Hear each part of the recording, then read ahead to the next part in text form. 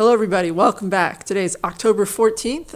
This is Links with Friends, and we're doing government and security stories for the start of your week. October is rapidly evaporating, but It is. We're here to hold your hand as we descend into madness. It has been 0 days since there has been an accident at this table as well. We just learned. I have a hobby project of just like, sometimes I can't brain anymore, so I pick up a hammer and go do things with a hammer, and I may have stepped on a rotten stair as I was working on restoring a staircase. It hurts. It's fine. Well, aren't you privileged to have two jobs? Because most people are scrambling for one. Now, last week we learned that Yale had done a study, and they said had done a study, and they said no impact to jobs. This week we get a Senate report which says something different. Almost 100 million jobs could be lost to AI and automation, according to a Senate report. Yeah. Oh, we're going to have some fancy hardware to talk about with regard to this week as well. But 100 million jobs lost to AI automation, according to the Senate report. Now that's by 2030, so it's not like immediate, but that's still a big number. That's like almost a third of the population. Do you ever sit around though, like come in closer a little bit, audience? You ever deal with people and you think, how is this person that is doing this? How is this a real job that this person has? Because I think that some of what is going to be attributed to AI is just a big correction of those kinds of jobs. Yeah, but people have not been able to eliminate those kinds of jobs, and boy, have they been trying. Ever since publicly traded companies, they've been trying. I do think that there is a very real danger that companies will think they can eliminate jobs and will eliminate them, and there will be a loss of knowledge, and then at that point society collapses. Well, it won't be immediate, though, because they'll have the loss of knowledge, and they're like, oh, everything's working fine, and then there's some sort of catastrophic failure, and it could be years down the line. But in a capitalist system, it should be immune to that, because that person would, or that company would fail, and another company would eat up their market share.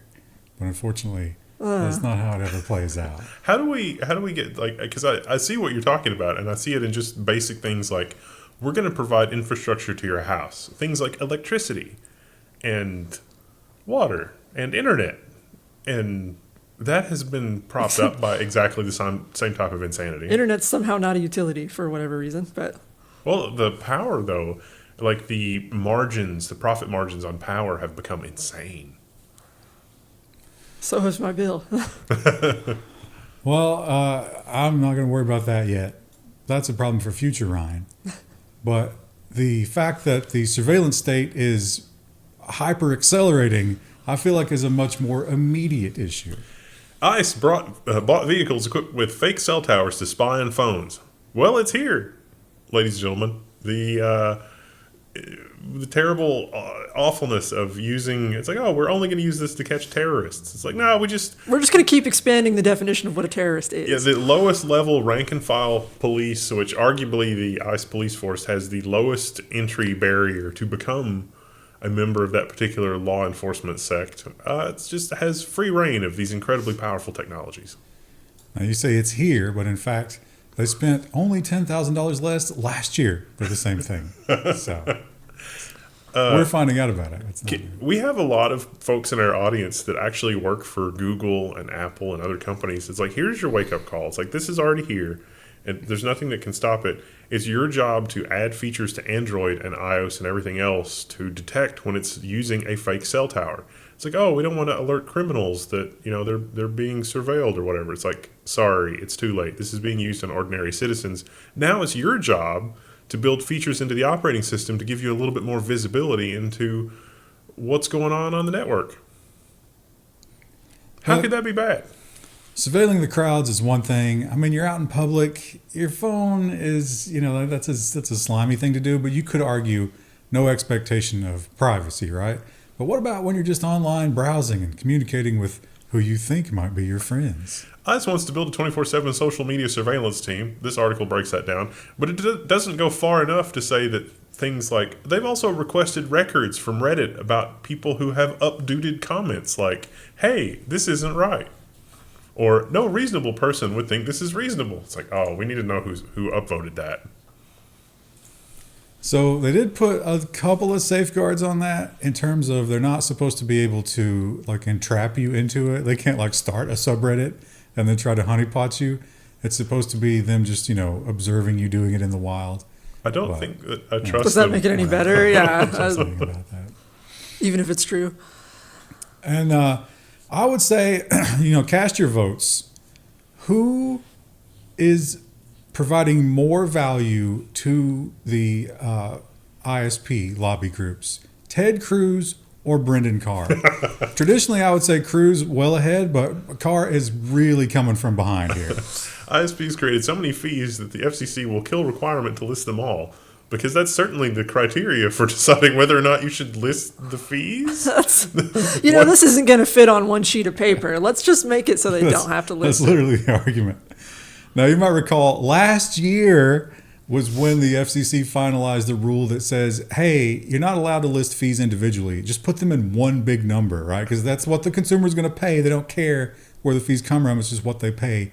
Just list the one big number. And the ISPs are like, that's way too hard. We can't do that. I love how the argument for that falls out of this. It's like, you just need to tell me how much I can expect to pay for this service. It's like, oh no, we can't do that. We can't give you the final number on how much we want to tell you that you're going to pay this number, but we actually are going to charge you this other number, which is more than that number, but less than the number that most people will just walk away from the service after that. And what kind of crazy clown world filled republic do we live in that's just how things are?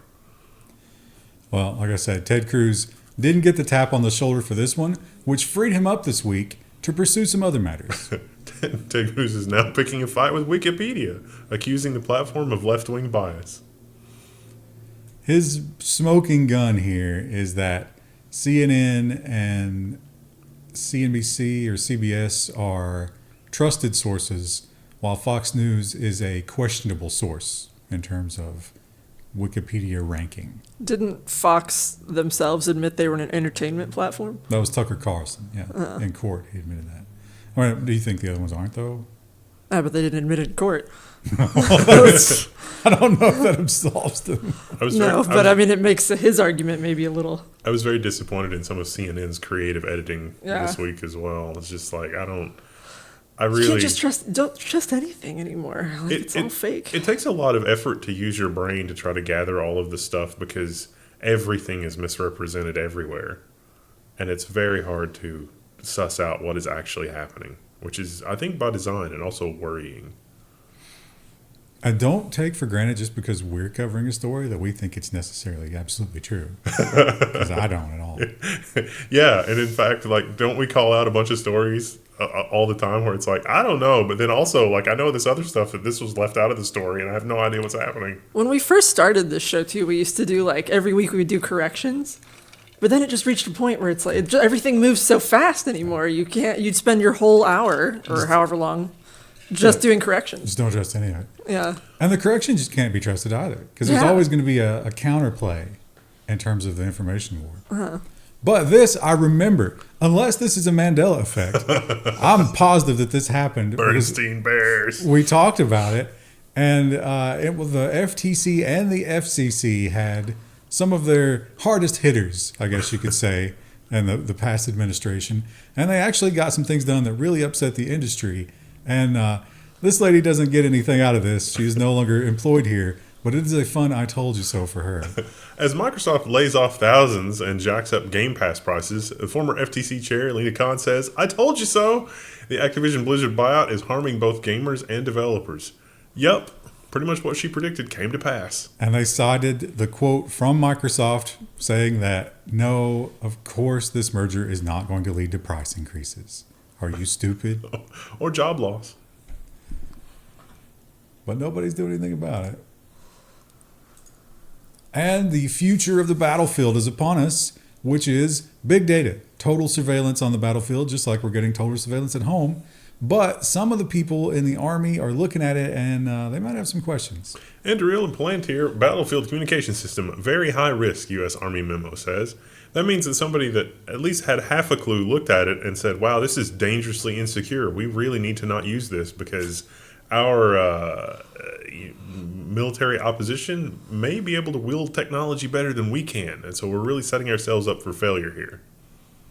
Everybody keep this story in mind when they turn the army on us. Yeah, you easily hack systems.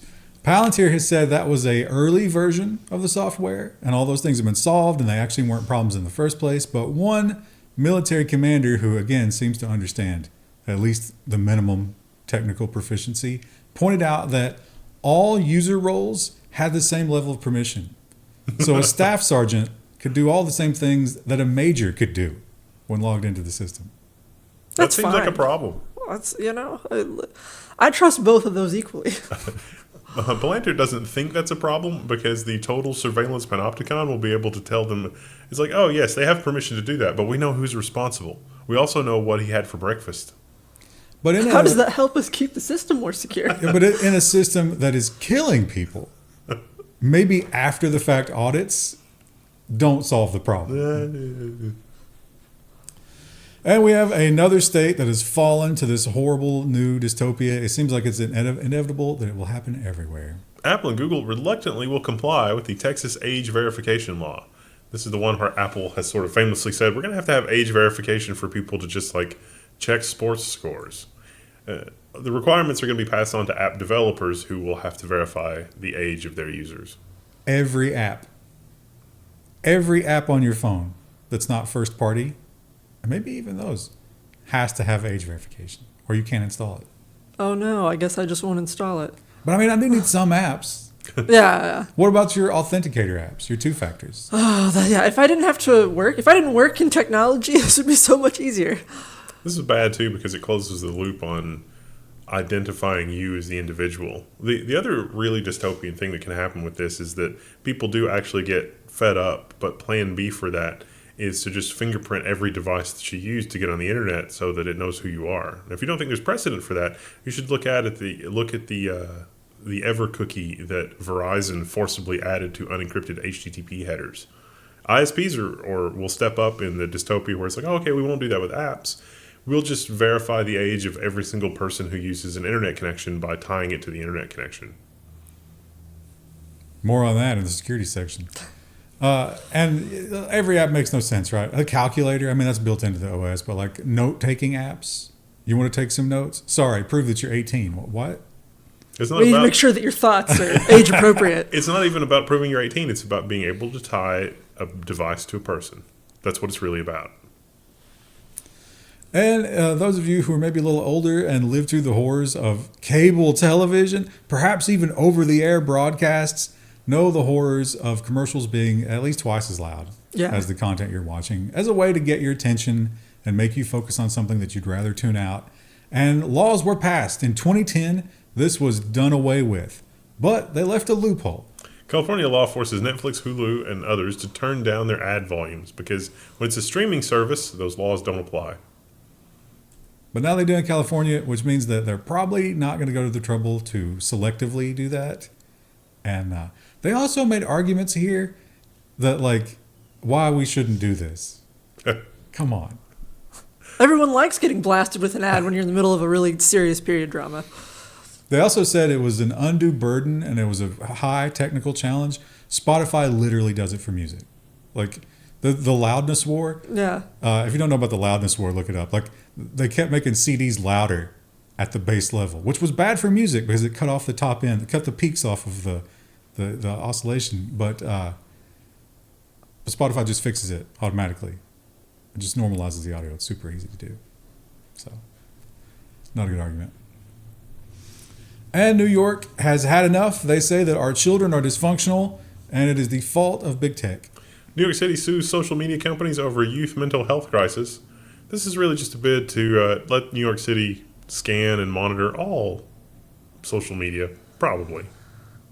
I mean, they're not wrong, but there's a lot of things that are probably competing for poisoning the minds of the youth.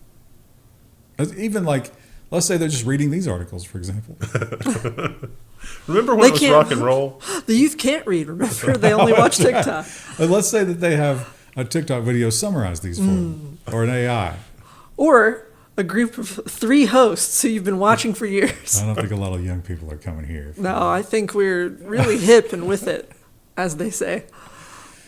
And Belgium has fallen to this same nonsense, and they have decided to give in to the copyright police for whatever they want.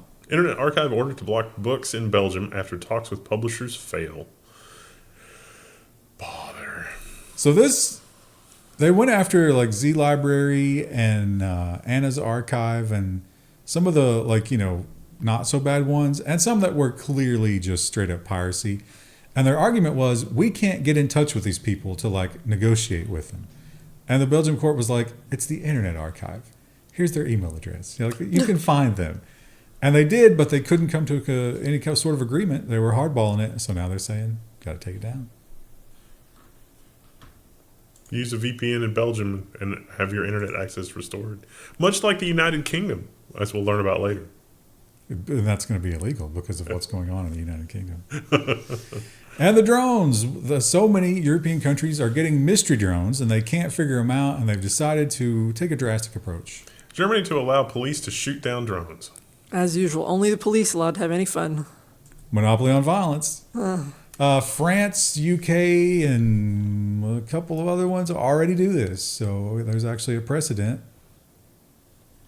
Somebody I know is working on. They've got kind of the medium-sized drones. They get the drone operator's license, and they were literally doing software to have 2 drones take a fishnet and just drop it on the mystery drones. They're like, I've got a solution. Hello, military contract, something, and so he just hits the button, and the 2 drones fly up and fly apart, and then they just drop the fishnet on top of whatever thing it is. And it's like mystery drones at an airport. Drones somewhere you don't want them, just drop the fishnet on the drones. I've caught in a very tiny net. Yeah, it's like, I've got a solution for you guys. It works great. Well, I guess all the solutions have this problem, but that does have the problem of dropping the drone on something. Yeah. So that's not great. And the modern university experience. Is it a good value? Probably not. Is it basically just you talking to AI that you could still do at home? Probably true. Are there even more horrifying things going on those campuses? Yes. UK universities offer to monitor student social media for arms firms, emails show. Yeah. Those dangerous dissident students. So if Rolls-Royce or Raytheon were going to come to campus and do a little job fair or something like that, people would organize against that because they said, hey, you make war machines and we hate you. And so they were concerned about this, and they emailed the staff at these universities, which has been FOIA'd, or whatever their version of FOIA is. And they were like, oh, don't worry. We're monitoring everyone's social media. We'll make sure that doesn't happen. And they hired private security to screen everybody that came to those events, just in case. Can you imagine, they don't have money to, improve the cafeteria or classrooms or pay more than just adjunct professors, but they hire security to... That's crazy. But that is probably a major source of money for them. Right? Literally every organization of more than 50 people has the secret cell phone surveillance vans at this point. And Denmark has said that they've also had enough, much like New York, and they have got to do something about these children. Denmark aims to ban social media for children under 15, the Prime Minister has said. Guess what that means? Age verification. For everybody. We totally won't lose all your identity. That will never happen. It's really hard to believe that there's not some sort of global conspiracy by the billionaires when all of these companies sort of move independently to do the same thing that has dubious outcomes for the stated goals. I don't know that it has to be a conspiracy, right? It's just it benefits the top to keep the bottom in check. It's the same thing with AI. It's it's not necessarily that they're all moving toward the same goal. It's just we don't want to have to pay people. And these people aren't dumb, right? Not all of them, at least. And any reasonable person could look at the current situation and say, those people are going to get upset eventually. They should be now. They're not, but they're going to be once they start to understand how this is working. And more, it's not hidden. But how about AI gobbling up all of our identities?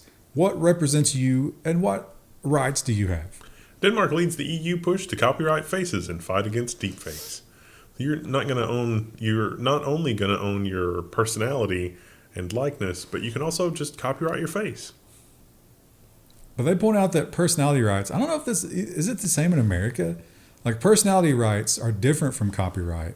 Copyright only affects work that you've created, not you as a person. And some people are arguing it's like, well, if we turn that into a copyright, it might give them actually more ability to steal it from us. Or you could maybe like sell it, you could give it away. And if you're poor and destitute, like, would you give that up easier? Like, if Sam Altman offers you, $50 for your eyeball scan, Yeah. it's like, oh, check this box if we can also have your personality in perpetuity. That's the thing that actually happened. That is like the devil, isn't it? Just making a deal. And a terrible What am I gonna do with the soul? But $50. Usually the devil has to come up with a creative way to like twist the wording of the deal, but that's just like, yeah, we'll give you the $50. That's nothing to us. Here you go. Enjoy. That's one fast food meal. I have a feeling, what if it's eventually just, it's like, here's your universal basic income, but you have to give up literally all privacy. You can never have anything, you can never have any human interaction that's not surveilled. But you will get this nifty robot in your home that's going to take care of all the stuff in your house. We're also going to scrape your data from it. Oh, by the way, the robot also has the right to put you down if you get too unruly. If we hear you whispering like outside the door and we think you're talking to someone we don't know. That certainly explains the kill all humans thing every time Bender goes to sleep. And the EU has their chat control thing, and it just keeps coming back. It's been defeated several times at this point because no one wants it except for the ruling class. They just keep bringing it back over and over till they get it. And this fella came up with a really good idea, which is actually working. One-man spam campaign ravages EU chat control bill. This is a great article because you should read it because the person who wrote it doesn't understand that it's not unreasonable to have the chat control thing. And this is why you who are watching this program understand why this is unreasonable. But this is a perfect example of somebody's like, oh, this sounds reasonable.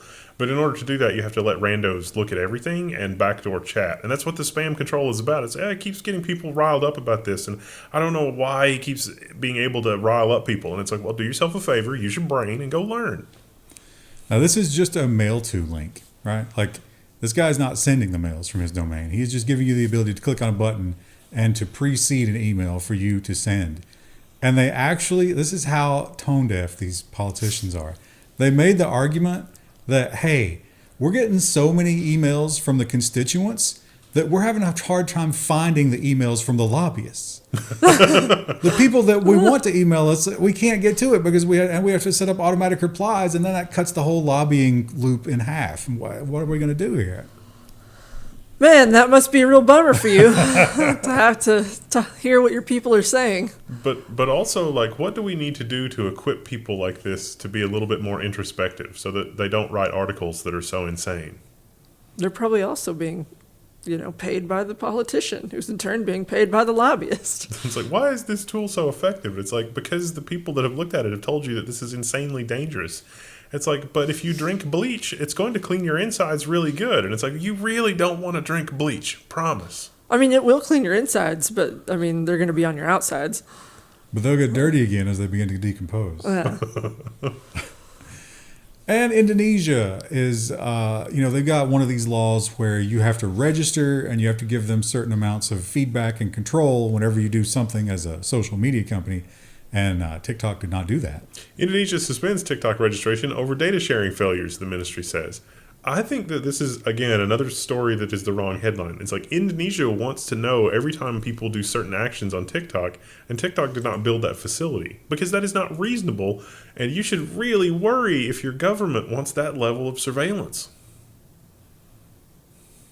And this one just dropped today, and we got a threat of retaliation. You'll never guess what the retaliation is going to be. It's tariffs. China expands rare earths restrictions to targets defense and chips users. So at the end of October, there's going to be in South Korea, Trump and Jinping are going to meet. So they're getting their cards ready. It's all just tariffs. For the big match. Yeah. So getting themselves ready. Oh no. I played tariff and my turn. I left the one tab in the one tab. Oh. Just recursive one tab. And here we go. Age verification. This was literally like, what, a month? Barely that. Yeah. Why is age verification bad? Well, there are a billion reasons, but there's one at the very top, and we predicted. I think we actually overshot our predictions universally. Does anybody remember? 'Cause I didn't have 1 month on my card. No. Discord users suffer the first high-profile age verification hack, and it's unlikely to be the last. So the hackers got everything, and the hackers got everything for amateurish and just dumb reasons that should give you no confidence in Discord security whatsoever. But they got private chats, they got the credit card numbers, they got Your ID. the ID Image that IDs, people yeah. upload. It is a treasure trove of insanity. Like, this is the first domino, not even the first domino, so one of the first dominoes to fall in the whole, like, oh, we need to verify your age. This is an example of just, this is not My the favorite right part way of to this, approach it. though, is like Discord being like, it was a third party. Like, it wasn't us. And also, it was only 70,000 people. And it's like, does that make it any better? Isn't it just as damning that you're giving my information to Yes. a third party? Yes, that I didn't consent to. It's not an excuse, but it serves as one for some reason these days. So yeah, just remember that age verification is going to always result in that. Always. Yeah, it's always going to be leaked. And it's going to be leaked to people like this who are monsters. Teens arrested in London preschool ransomware attack. 2 17-year-olds. And it's funny because apparently the other criminal, like they were part of some criminal organization that was giving them the tools and teaching them. And they found out what happened, and the criminal organization was like, what are you doing? Stop that. Because what happened is they stole the preschoolers' data and actually posted preschooler data to prove that they had it and threatened to dump it all if they weren't paid. They also called and harassed the parents to try to get money. These are children. But it also Children harassing other children. they said both men at 17, and I totally agree. Yeah. This should be prosecuted as adults. I don't know what the rule is in the UK. But also kind of wild, the criminal ransomware organization that was giving them tools and teaching them how to do this was like, you did what? Stop that. Honor among thieves, I suppose. But it also begs the question, why does the preschool need this information? They shouldn't have all that.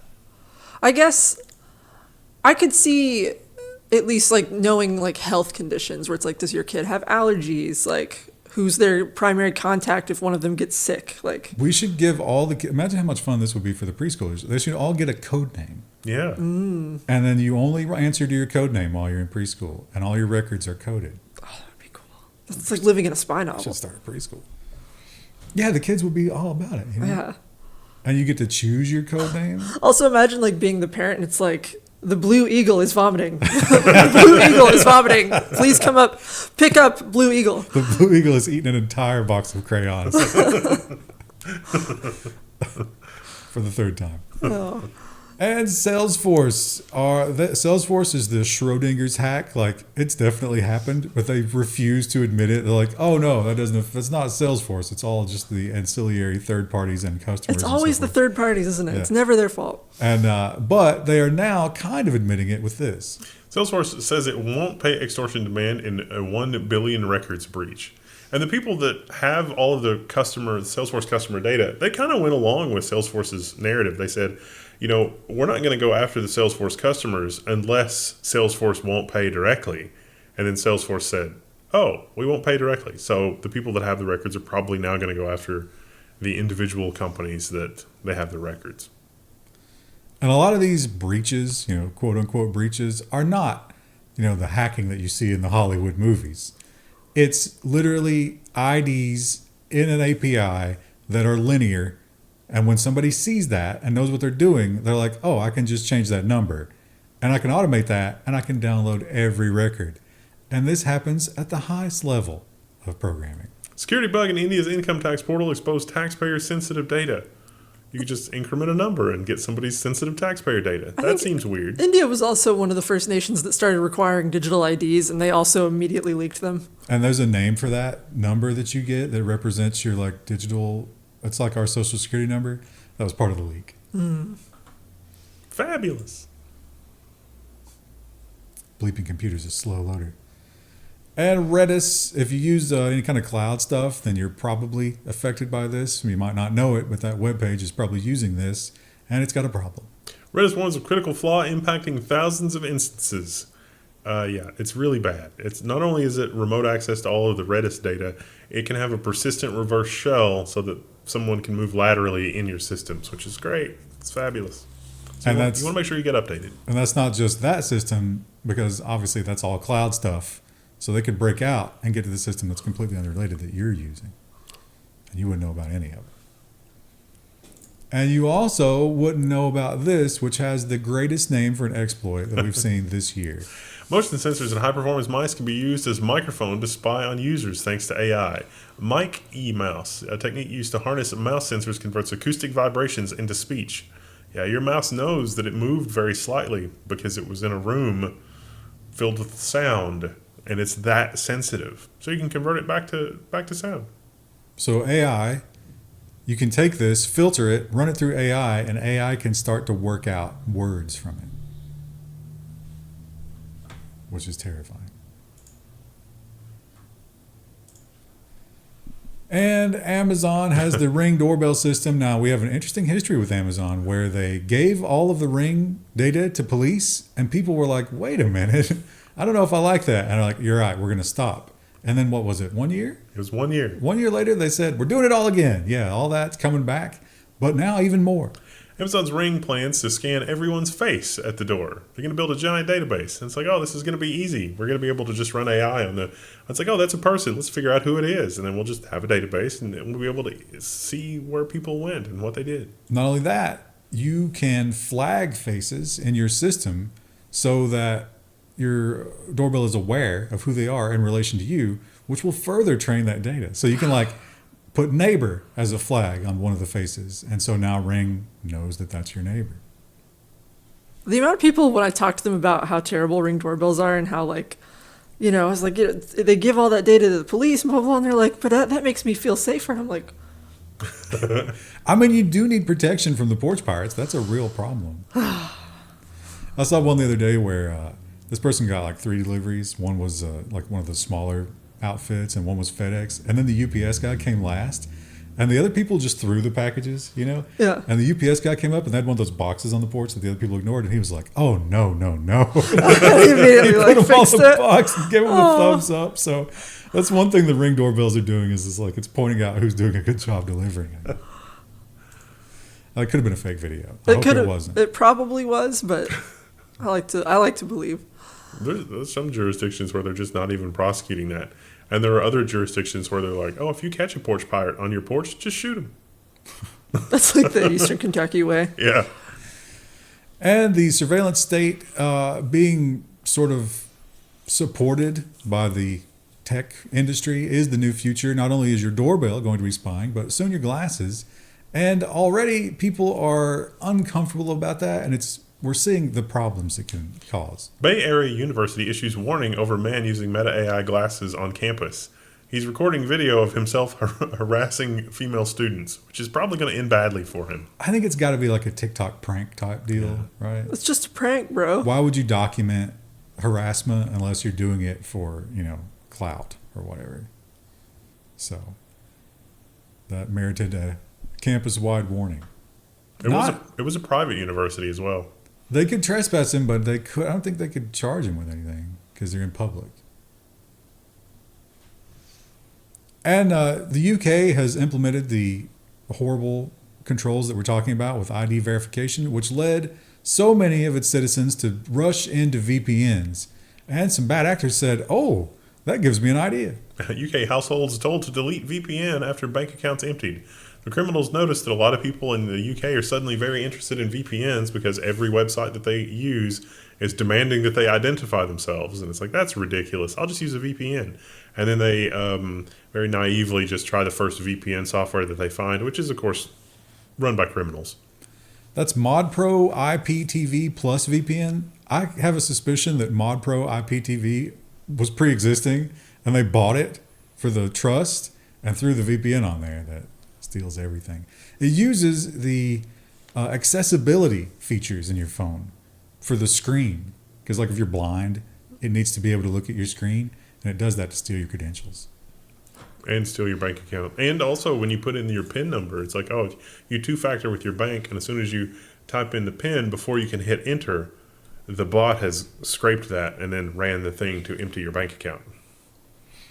And when the powers that be tell you that, hey, we're doing this for your safety we're doing this for security, and look at, it's limited, right? We're not going to do this. We're only going to do this. Well, that is always temporary. They will eventually do the other thing. Flock, the company that's doing the license plate surveillance, is also upgrading their gunshot detection microphones to listen for human voices. So it turns out those microphones weren't just designed for listening for gunshots. That's so weird. They can do this with a software update. Yeah, they don't actually have to change them out. That's Which so begs weird. the question, might they always have been listening? What's to stop them Absolutely. from listening on like just everything? I remember when we got them in our area, and I was like, "Oh, they're doing a council meeting to hear feedback," and I mentioned it to you, and you're like, "It's just gonna be me and a bunch of feds. I can't go Yeah, to I was that." wondering about that. I saw there was a police video where a guy stole a Ferrari, and the cops couldn't catch him because it was a Ferrari, and they showed how the police investigation identified that Ferrari all the way down the East Coast. He went from Vermont to Florida and got flocked all the way down. Got flocked. Yeah. There's nowhere you can go and avoid the flock. And finally, these apps, like they're being vibe coded and they're being done by these, young startup people who don't understand these basic security things. Facebook and TikTok and all of those, at least they understand this. Think about how little they care about your security. But they do this. And this company was like, nah, we're not going to worry about that. Event planning platform Partiful has failed to strip location data from user uploaded photos. So, security lapse on a social network, that's not good in terms of stalking and harassment and that sort of thing. If you don't know, when you take a picture, there's metadata on it that tells it literally the GPS coordinates for where it was taken. So if you give that to someone else, they know exactly where you took the picture. So if it's a picture of your house, guess what? Or a picture of something in your house. Not even a picture of your house. It's like, check out this weird bug that I found. And then it's like, that's your house. Oh, good. Kind of short today, but there was a lack of U.S. government stories. I don't know why. It's almost like they're not doing anything. They're celebrating Halloween early, which they deserve because they work so hard. Okay, we'll see you guys in the next one. Bye!